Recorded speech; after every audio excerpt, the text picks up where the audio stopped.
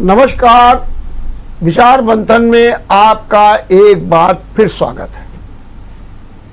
ज्योति हत्याकांड को लेकर के हम लगातार चर्चा कर रहे हैं और इस चर्चा में अब हमारे साथ जुड़ गए हैं एडीजीसी धर्मेंद्र पाल सिंह। धर्मेंद्र पाल जी, मैं आपका बहुत बहुत स्वागत करता हूं और मुझे ये पता चला कि आपने बड़ी गहनता के साथ और बड़े तन्मयता के साथ, बड़ी बारीकी के साथ इस केस को लड़ा है जी। अब मैं आपसे खाली एक बात जानना चाहता हूं कि सामान्यतः हम लोग देखते हैं कि प्रेमिका के संबंधों में या कुछ अवैध संबंधों में पत्नियों की हत्या कर दी जाती है। एक केस ये भी है कि इसमें भी पत्नी की हत्या कर दी गई। तो ऐसा क्या इसमें विशेष रहा जिसे आपने विरलतम समझा और आपने समझा कि ये समाज के लिए सबसे बड़ा घातक है, ऐसा नहीं होना चाहिए? क्या इस तरीके की घटना पहले आपने कभी सुनी भी नहीं थी क्या? मैं ये जानना चाहता हूँ। मुझे लगता है कि मैंने अपनी लाइफ में बहुत से मुकदमे किए जी। बहुत rape, murder, dowry death cases और तमाम ड्रग्स के सभी केसेस हमने किए हैं। लेकिन मेरे जीवन का ये बहुत विशेष केस था कि इस केस में मैंने देखा कि एक प्रेमिका की वजह से अपने पति, अपनी पत्नी जो बहुत ही खूबसूरत थी, उसकी हत्या जिस तरीके से किया है वो तरीका बहुत गलत है। जो समाज के लिए एक कोड है, समाज के लिए एक बहुत घृणित है, समाज में बहुत गंदा मैसेज गया है कि उस पत्नी को विश्वास में लेके आप वरांडा रेस्टोरेंट में लेके जा रहे हैं, उसको खाना खिलाते हैं, वो समझ नहीं पाती है कि क्या हो रहा मेरे साथ, और इसके बाद वो वहां खिला के नीचे लाते हैं। नीचे पहुंच के ये जो भाड़े के इनके 4 हत्यारे थे उनसे ये बराबर साठगांठ कर रहे थे और बात करके ले गए और उसी गाड़ी में खाना पीना खिला के उसको सीएसए के पास जो अंधा मोड़ है वहां पे ले जाते हैं और ले जाने के बाद उसको मुलजिमों को अपने जो इनकी कॉन्स्पिरेसी थी उसके तहत उनको हैंडओवर कर देते हैं। मैं पत्नी के, कौन सा ऐसा पति ऐसा करेगा अपनी पत्नी के साथ? तलाक दे देते, कुछ भी कर देते। ऐसी कौन सी वो थी कि भाई तुम दूसरी पत्नी नहीं कर सकती या किसी प्रेम नहीं कर सकती? प्रेम करना बुरा नहीं है, लेकिन जो तरीका है वो बहुत घृणित है, जो समाज के लिए बहुत ही कलंक की बात है। और वो वहां पे लेके जाते हैं, लेने के बाद उनको चारों के मतलब तीनों के साथ उनको भेज देते हैं और गाड़ी में बैठते, जो प्रोसिक्यूशन स्टोरी है उसके अनुसार गाड़ी में बैठते हैं और काटना शुरू कर देते हैं। उसके शरीर में अनगिनत चाकू के चोटें हैं, जिसमें से 9 या 10 चोटें सिर्फ चाकू की, बाकी और चोटें हैं, अन्य चोटें हैं। और उसके शरीर के हर एक भाग में चाकुओं से चोट की गई है। इतना इससे घृणित और क्रूरता पूर्वक इसकी हत्या की गई है जैसे कि पहले से एक इससे साबित होता है कि प्री प्लान करके, कॉन्स्पिरेसी करके पूरी तरह सुपारी किलर से इनकी हत्या कराई गई है, जो वास्तव में बहुत घृणित है। और ये पहला ऐसा केस है जो इतना गंदा है। और मैंने इस केस में 2015 से लगातार इसमें, जब मुझे शासन के द्वारा आया और डीएम महोदया ने मुझे 2015 में इसमें अपॉइंट किया इस केस में, तो इसको शुरू से मैंने देखा और चार्ज की स्टेज से और एविडेंस शुरू हुई।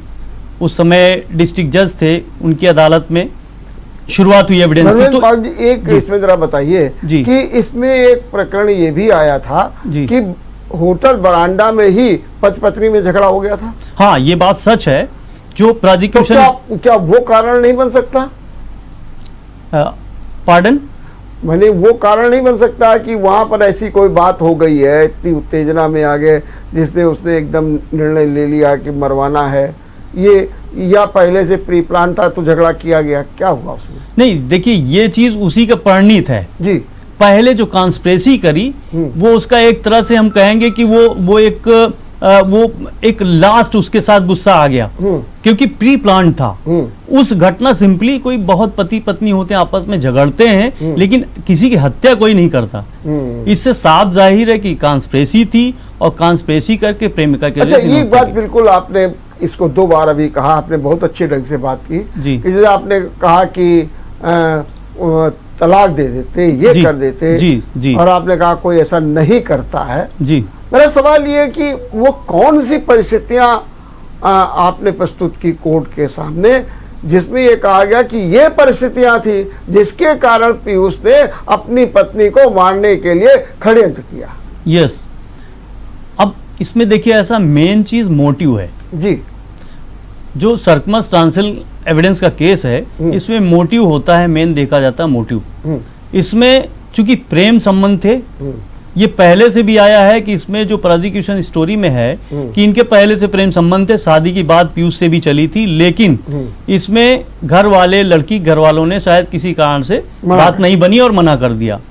लेकिन इनके प्रेम संबंध के विषय में प्रोसिक्यूशन स्टोरी के हिसाब से कंटिन्यू थे और उसी वजह से इनकी बातचीत जो हो रही थी, उस वजह से ही इन्होंने पूरी कॉन्स्पिरेसी करी और आपस में जो भी तय हुआ उसका परिणित यह है कि इसकी हत्या करा दी गई। मैं तो वो ये बात तो फिर है, लेकिन वो मैं बार बार वही जानना चाहता हूँ कि ऐसा क्या ज्योति को लगा, ठीक है, कि शादी वो करना चाहती है, तो आप इनसे क्या वो केवल शादी के लिए ज्योति को अपने रास्ते से हटाना चाहता था? असल में ज्योति, नो डाउट ज्योति के परिवार वाले भी बहुत सक्षम हैं और अच्छे उससे बिलोंग करते हैं, तो इनको ये पता था कि हम अगर कोई और इनको हटाएंगे, उस तरह से डिवोर्स करेंगे तो परेशानी में आएंगे, ऐसे चुपचाप डकैती का प्लान करके इसको कॉन्स्पिरेसी करके हटा देंगे, डकैती में हो जाएगा तो हम बच जाएंगे। उनके दिमाग में शायद ये बात थी, इसलिए ये इन्होंने इस तरह से अंजाम दिया इस घटना को। अच्छा, दूसरी चीज एक और भी, ये सुपारी किलर थे जिनको भाड़े कहते, इनको कितना पैसा दिया गया होगा? वैसे तो जो हमारे एविडेंस में आया है जी, प्रोसिक्यूशन स्टोरी के हिसाब से 50,000 रुपए में तय हुआ था, जिसमें 20,000 एडवांस था। मैंने 50,000 एक को, अब ये क्लियरिटी नहीं आई उसमें, लेकिन 50,000 रुपए में 20,000 रुपए एडवांस दिए गए थे, बाकी इन्होंने और दिया। हाँ, एक चीज और इसमें ऐड कर रहा हूँ जी, कि इसमें ये कहा गया था, जो स्टोरी में आया था, कि ये जब आप इसकी हत्या करोगे तो ये जेवर बहुत महंगे पड़े, हीरे जवाहरात सोने चांदी के जेवरात हैं जो बहुत महंगे हैं, वो तुम रख लेना, ये ऐसा प्रोसिक्यूशन स्टोरी में आया था।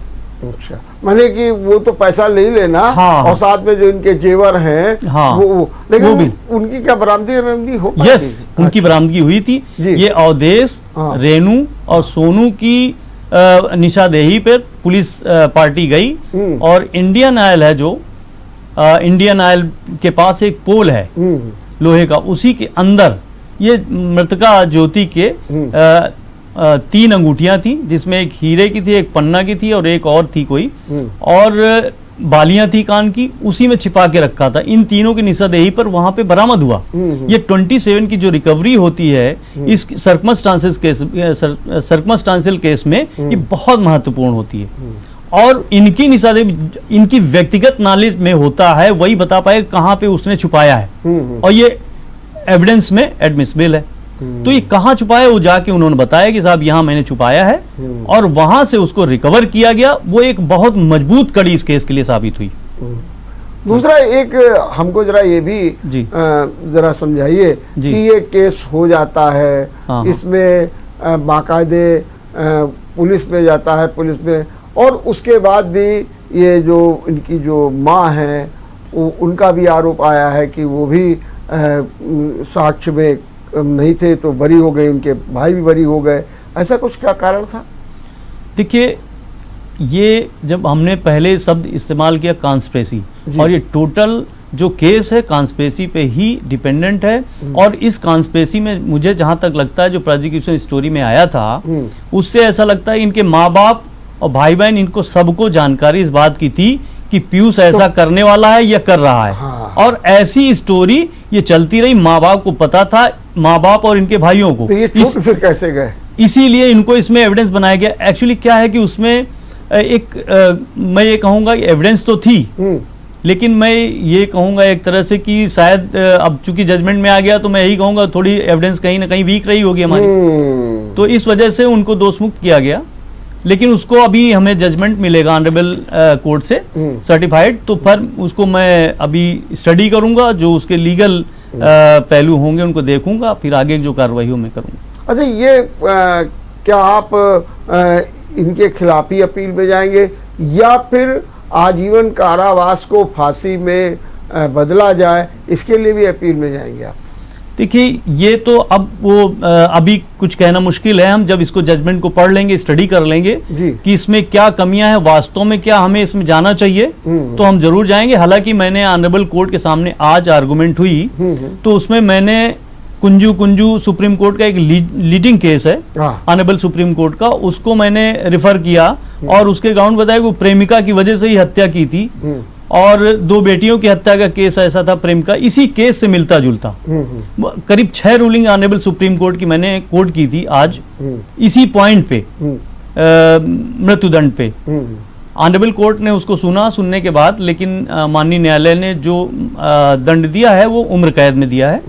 तो ठीक है, उसको मैं देखूंगा, जो भी होगा उसको आगे देखा जाएगा, उसमें क्या करना है। दूसरी चीज ये के भी है कि ये जो कांड है पूरा, उसने जो है एक क्या संदेश दिया? आप लोगों ने उससे कोई सीख ली है कि, या फिर ये भी सोचा है कि समाज में ऐसी ऐसी घटनाएं हो रही हैं, और अगर ऐसी घटनाएं हो रही हैं तो उनमें त्वरित न्याय मिले? वो तो मैं भी जिक्र भी कर रहा था कि उनके पिताजी सक्षम थे तो सुप्रीम कोर्ट तक ले गए, हाई कोर्ट, जहाँ जहाँ उनको बेचारों को जाना पड़ा, लेकिन सब नहीं। तो ऐसे केसेस में होना क्या चाहिए, नंबर 1, और क्या संदेश मिलता है?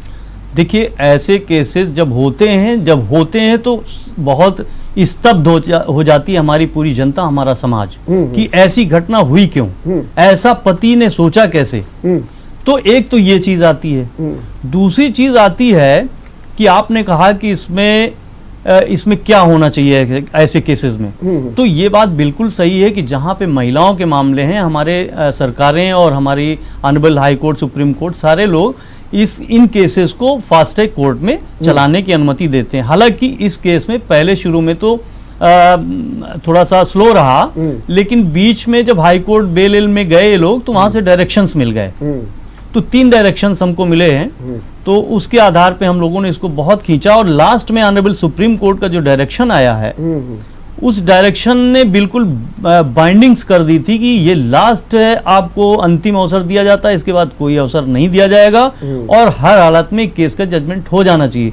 तो मुझे बहुत अच्छा लगा, और इसमें सभी ने, खैर बचाव पक्ष हो या प्रोसिक्यूशन हो या कोर्ट हो, सब ने इसको मिलके और बहुत ही संजीदगी से इस केस को लिया। ऑनरेबल सुप्रीम कोर्ट के आदेश को बहुत अच्छी तरीके से इसको फॉलो किया और जजमेंट किया। आशीष की जमानत पर कोर्ट ने अपना वो दिया था। जी हाँ, आशीष की जमानत पे मैंने कहा कि आशीष की जमानत पे जब गए तो वहां पे चूंकि इधर वादी पक्ष से इनके जो मृतका के पिता हैं, इन्होंने भी वहां पे अपना वकील हायर किया था। तो उन्होंने कहा कि साहब 3 डायरेक्शंस हो गए हैं, फिर भी ये मुकदमा डिसाइड नहीं हो रहा।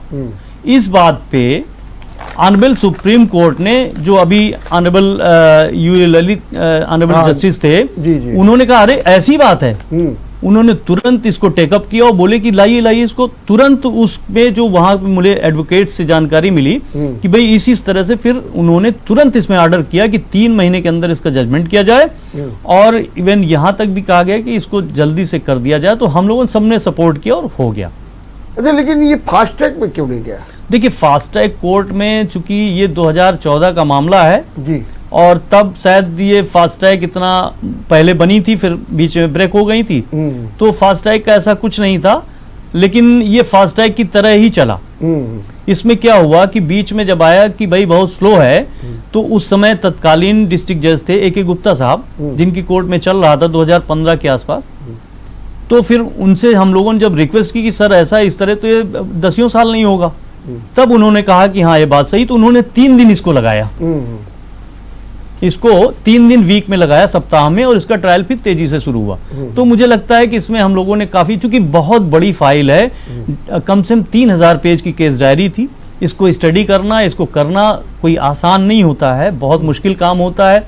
और फिर सबसे बड़ी चीज ये है कि हम सरकारी वकील वहाँ अकेले, हमारे साथ एक और प्राइवेट काउंसिल मिश्रा जी जो इस केस में SPP थे, तो हम 2 लोग, और उधर से कम 1 दर्जन शहर के बड़े बड़े वकील, नामी गिरामी, और दबाव भी हम लोग बर्दाश्त करते रहे। तो बड़े प्रेशर होते हैं, फिर भी हम लोगों ने उस स्थिति में भी काम किया।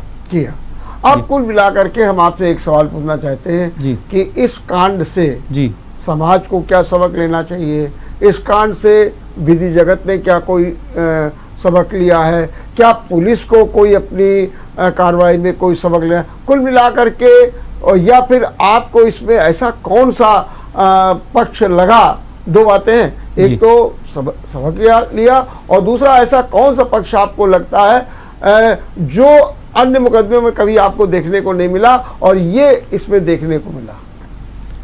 देखिए, सबसे बड़ी चीज तो ये है कि इस केस में जो स्टोरी है वही स्तब्ध करने वाली है। स्तब्ध करने, हाँ, उससे एकदम से आदमी सुबह शाम को जब सुबह पेपर में आता है कि इसमें लूट लिया, और इसमें स्टोरी सर क्या बनाई गई कि हम कार से जा रहे थे और उधर से 4 मोटरसाइकिल से आए लोग, जिसमें 8 व्यक्ति थे, कुछ टोपी लगाए थे। उस समय ईद का समय चल रहा था, टर्न करने की कोशिश की गई थी। बिल्कुल, हाँ, और उन्होंने गाड़ी में टक्कर मार दी, टक्कर मार के हमें बाहर निकाला, मारा पीटा, चोटें आई और हमारी पत्नी को लेके चले गए, लूट लिया और किडनैप कर लिया।